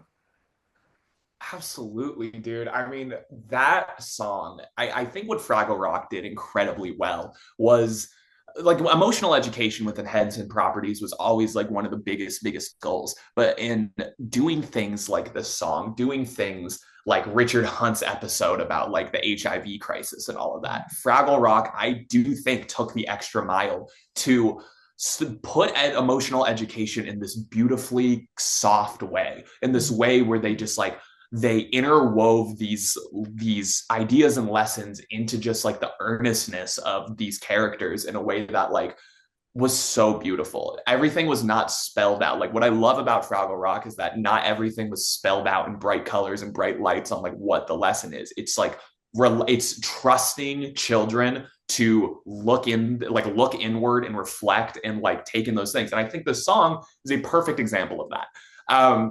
I am going to go a little bit of the opposite direction with my favorite Fraggle I think Rock I know what song. yours is. This is what I sang at Momi Weekend with our good buddy Michaela, MC Mups, McMups, like amazing. Wemble and Fool. I fucking love Wemble and Fool. I love that song so much. I just the version in which I actually enjoy the most is the one from Jim Henson's funeral. Like it, Oh, if you when it was the group of them? yeah, dude, it's like Oh, Jim Henson's funeral, like I'm getting emotional even thinking about it. It is the I most genuinely can't watch it. I legitimately it cannot bring destroys myself to me. watch it. It is quite literally like obviously it's a funeral. It's gonna be sad, but the way in which they honored Jim Henson was so beautiful and so what how he should have been honored. And I think they did a beautiful job. And Steve Whitmire and Jerry Nelson, they performed Wemble and Fool. And I don't know what it was about this particular performance where they are so emotional. They are grieving the loss of Henson. But through this music, through this wonderful joy that Henson created and emphasized, they were able to give this gorgeous performance of this like super happy, upbeat song at this funeral. I think it speaks volumes to the absolute wonderful beauty of Henson and how music was used to like not only emphasize its moments of like hardship, moments of like struggle. It's like in these moments, the like Henson proves the beauty and power of music. And I just also love Wemble and Fool because it's just like a silly ass song. Yeah, I it's love the it. I best. love when we're Wembling West. I take no friend I like best. And now we Wemble as we ride. I love that shit. And I love Fraggle Rock. And I hope in this podcast we'll get to do more like Fraggle Rock centric episodes because it's the best. We will, don't worry, we'll get to some Fraggle topics. I I don't know if you guys can see this, but I have an incredible drawing of Gobo Fraggle from Will Carroll. They were the person that did the amazing art that we got during Moby Weekend of the trading cards. And they made me this amazing Gobo Fraggle. And I look at it every day and it warms my heart. And I just love Fraggle Rock so much. So, Sophie, I appreciate your question. It got me to think about how much I love Fraggles. Thank you so much for the excellent question, Sophie. I'm going to move this over to another pal of ours, Muppet Becca. Hey, Love you, Becca. what's I up? will get that Bean Bunny puppet off of you one day, mark my words. Yeah, it's happened. Becca's question is one that I think about constantly. I ask myself this question every day. What retired slash obscure Muppet would you bring back to a modern Muppet production? Now, since I asked the question, I'll let you answer first. Oh, I know exactly what Muppet. It's Droop. It's Droop. I am the There it is. Your dude. group I am advocacy again. the biggest Droop fan. I love Droop. I love the Muppet Valentine show, and I love that Jerry Nelson got to kind of take the reins of a Muppet that was so opposite from all the others. All the other Muppets had this sense of like joy and shit, and Droop is like just depressed. He's just a depressed guy. And I think obviously he's not just like a one note character. I think Droop was a super missed opportunity. And I think like have if we had like a modern Muppet project, like let's say if we had a reboot of the 2015 show, I think as like instead of somebody like freaking the IT guy, like Chip, like instead of dudes like that, we could have had these incredible background Muppets from Muppet Show. Like just like I think Droop would have added a lot by being a character that isn't necessarily like naively happy like the rest of them. I think like we could have had so many great story opportunities of like this depressed ass Muppet and shit. And like I would have loved to see like Scooter try to cheer up Droop, or like Droop get into some fucking shenanigans with some of the other main Muppets. I'm a big Droop defender, and I will die on that hill.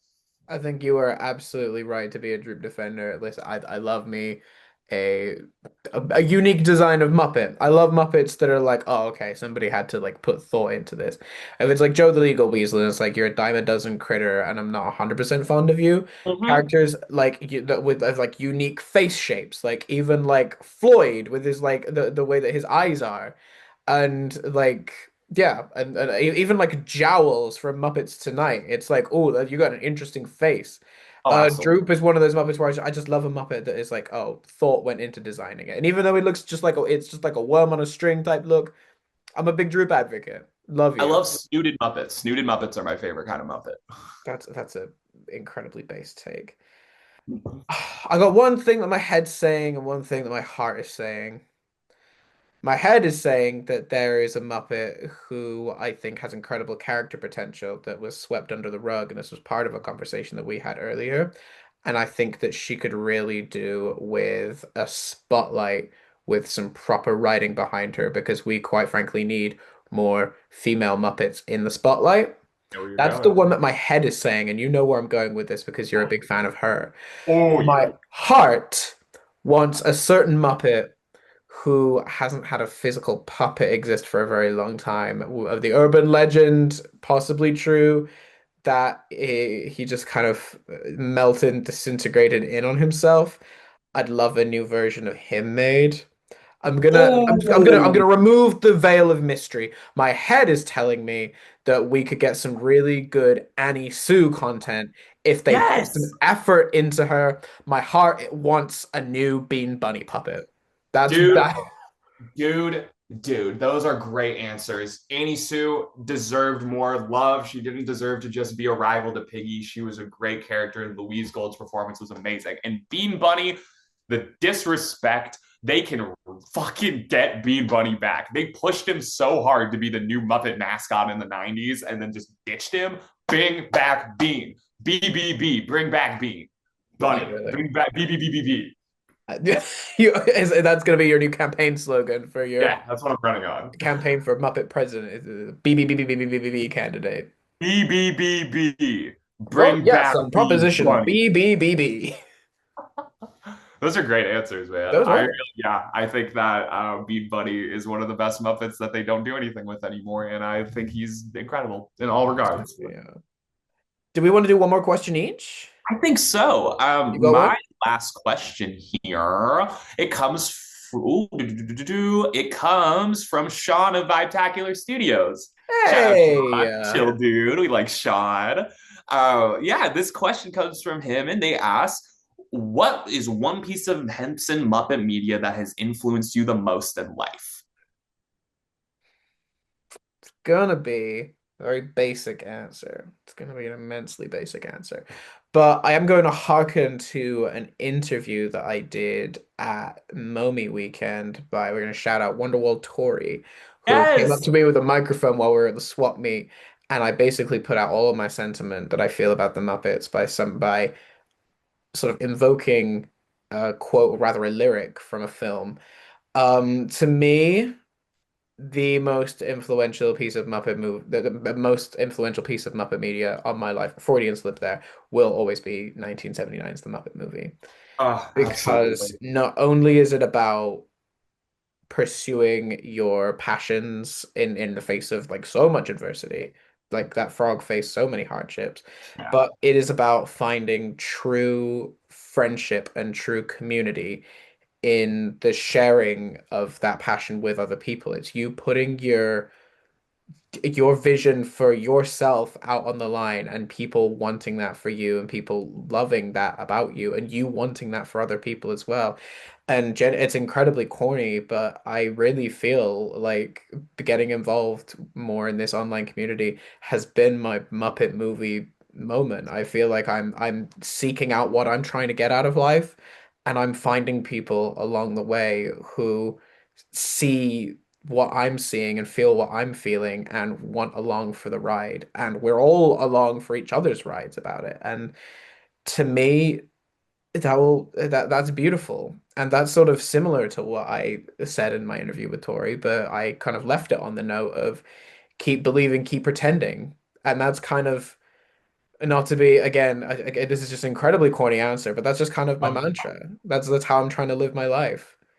dude, that's a beautiful answer. I had goosebumps the whole time you were talking about that because it's like, That was that was incredibly lame. I thought no, it it was wasn't. I derivative. mean, who do you fucking think you're talking to? Like, Oh my goodness. But I yeah. that was a beautiful answer. I had goosebumps, and I agree with you full heartedly because the most beautiful thing about Henson Media to me is the sense of community and finding people who you can like. The thing I think about with Henson is that like in terms of community, I love that it's like the Muppets, like Kermit can rely off of everyone else and he feels the love for each other the same way that they can rely on him. And finding this tribe and finding these people where we're all different, we're all so unique within our like unique within those differences, coming together for the shared like goal of like love and the shared goal of like pushing each other towards what we want because we care about each other because there's this genuine love and passion.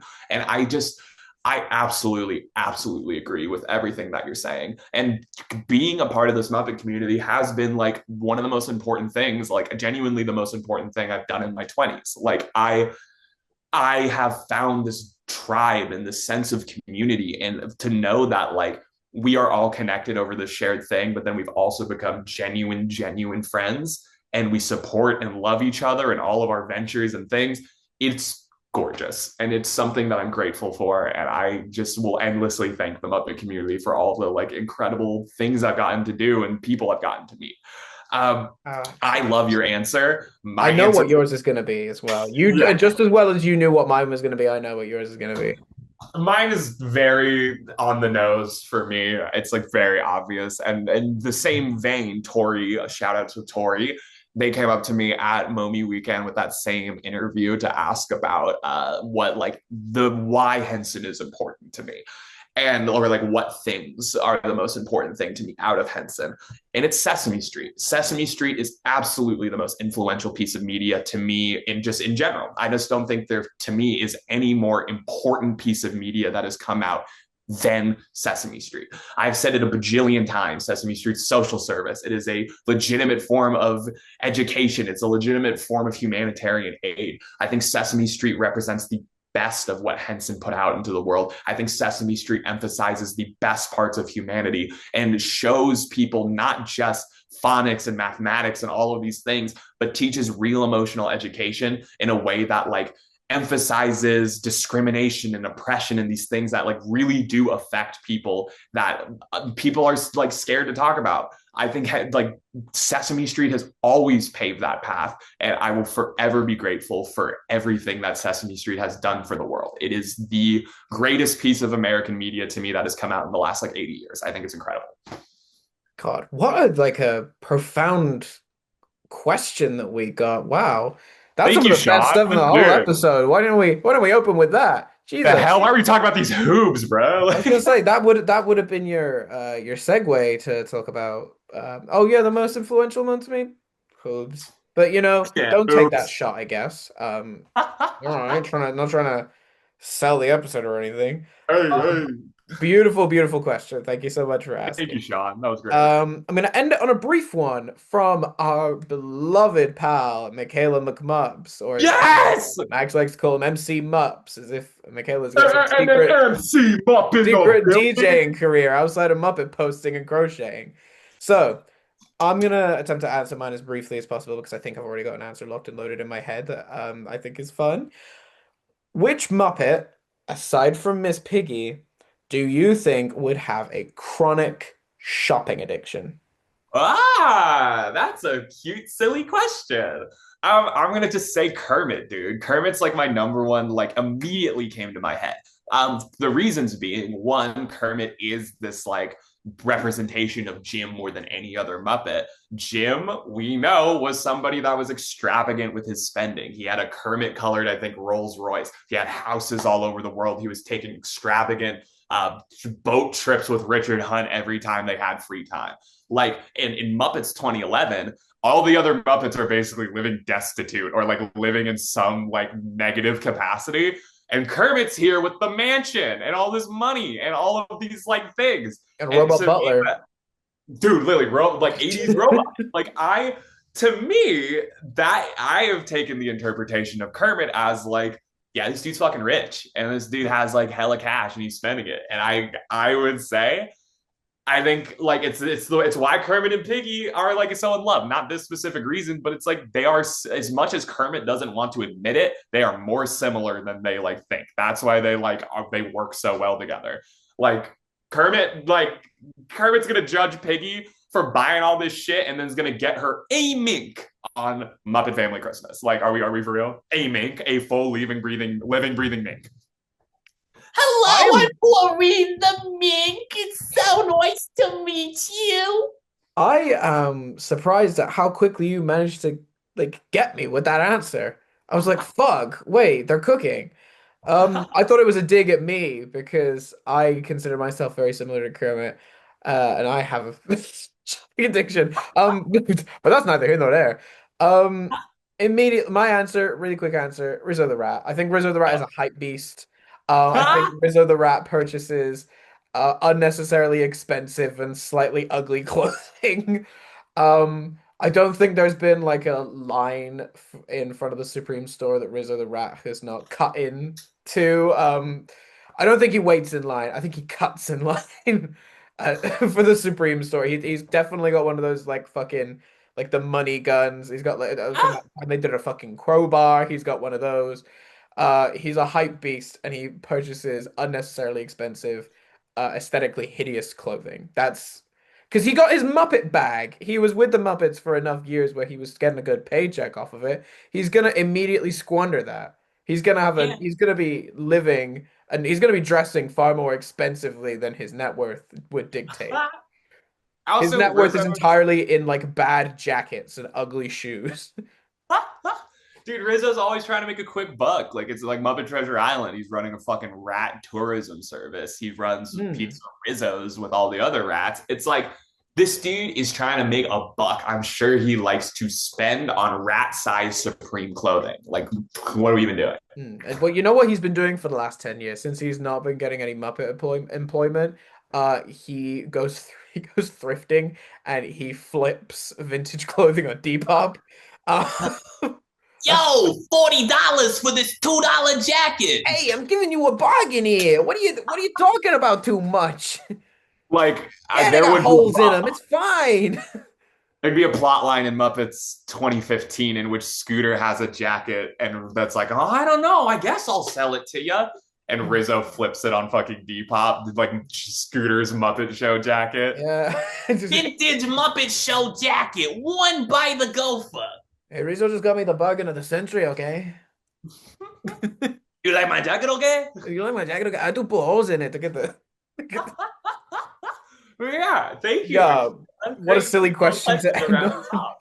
Anyways, we really covered everything in this, didn't we? At least we got the hoobs across, we got some commentary out of there, and we ended it on some wonderful Muppet questions. Thank you so much for stopping by for this one.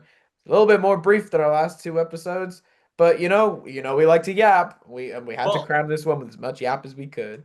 There's a reason why this one was a little bit shorter. It's like when we get rolling on something that we're really passionate about, obviously we're passionate about all of this stuff, but we have some other episodes lined up that are going to be like huge, taking our time. Like the next episode after this Not one's going gonna to be. not gonna give anything away, but it might intrigue you to the point where you think about this episode and you go, "Hmm, Mm, yes. Mm. yes." We're doing Dark Crystal. We're doing Um, Dark Crystal. It's we're going to be a doing giant Dark Crystal episode because, as you're aware, Dark Crystal had a limited run for the 70-year anniversary of Henson here in the United States. I saw Dark Crystal twice in theaters. One time the theater got evacuated because of a fire. That's besides the point.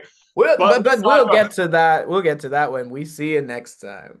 Yeah, I'm so excited to talk Dark Crystal, and I appreciate you all tuning in once again for another episode of A Muppet Moment. Will and I are so appreciative of all of the love and engagement that you guys have been showing us. Thank you so much for watching.